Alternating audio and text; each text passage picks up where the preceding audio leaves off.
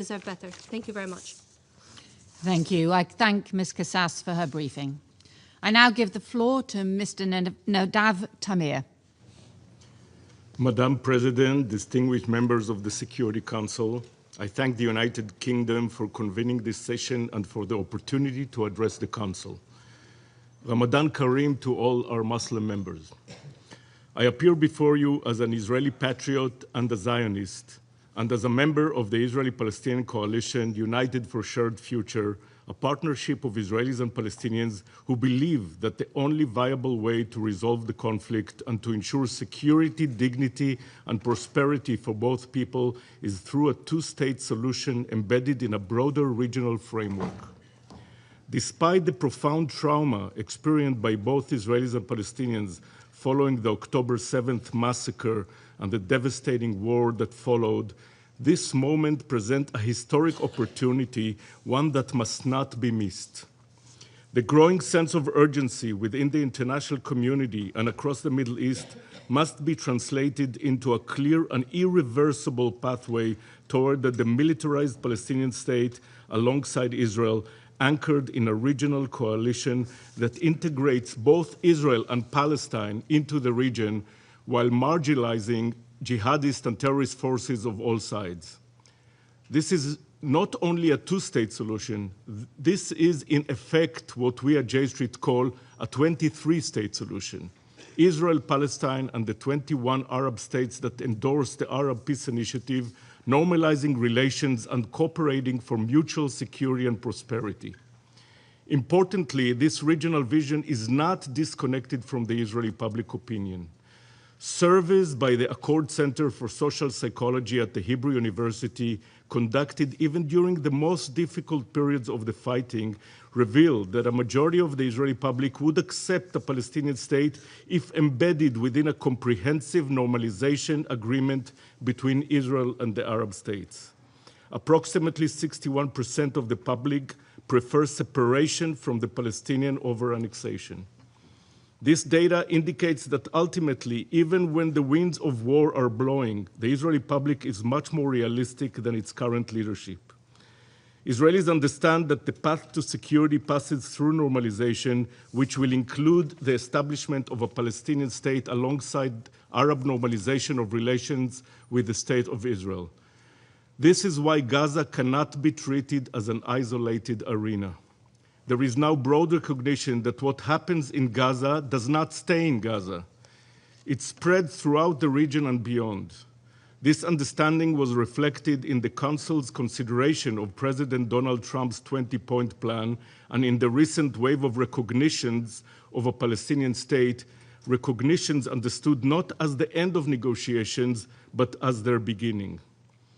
Previous diplomatic efforts fell short, either because they focused exclusively on bilateral negotiations between Israel and the PLO, as in Oslo Accords, Camp David Summit, and Annapolis Conference, or because they attempted to bypass the Palestinian, as with the Abraham Accords.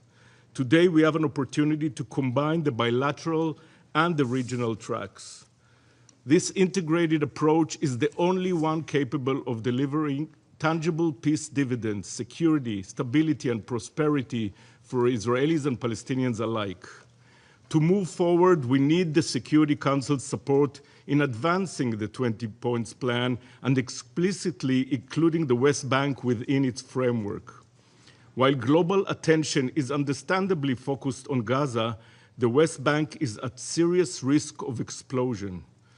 De facto annexation is occurring daily, and recent steps toward de jure annexation further endanger prospect for a negotiated solution. Palestinian communities are being displaced through terror perpetrated by organized extremist settlers, undermining both stability and Israel's own democratic character. We must demonstrate to Israelis, Palestinians, and the broader region that the most effective way to remove Hamas from its brutal control of Gaza and to prevent it from remaining an armed militia is through a credible diplomatic process and the creation of a genuine political horizon for the Palestinian people. Israel is entering an election year, and the Palestinians urgently need elections as well. For pro-peace constituencies on both sides to prevail, the international community must make clear that the 23-state solution is not a distant aspiration, but an achievable reality. Trauma has bred fear and despair. That can change if a political process delivers real security and ensures that another October 7th and the devastation that followed in Gaza will never happen again. We stand at a crossroads between annexation and expulsion, which would lead to endless bloodshed, or a negotiated future grounded in a mutual recognition and regional integration. The voice and engagement of the international community are critical. They can demonstrate to Israeli public, most of whom seek security and normalcy, that peace is feasible and it will enhance, not diminish, Israel's security. Israel was deeply traumatized also after the 1973 war with Egypt and Syria. Yet within a few years, we achieved peace with Egypt. After the first Intifada, despair gave way to diplomacy, and Oslo process paved the way for peace with Jordan. History shows that trauma can be transformed into opportunity if leadership is courageous and the international community is resolute. Some Israelis argue that recognizing a Palestinian state alongside Israel would reward Hamas. They are mistaken. It will in fact undermine Hamas by rejecting their vision of endless conflict and empowering Palestinians who seek coexistence. Israel cannot be the democratic homeland of the Jewish people if Palestinians are denied a homeland of their own. Our future are interdependent. Our joint Israeli-Palestinian coalition, led by Hiba Kassas and her organization Principles for Peace, demonstrates that the different path is possible.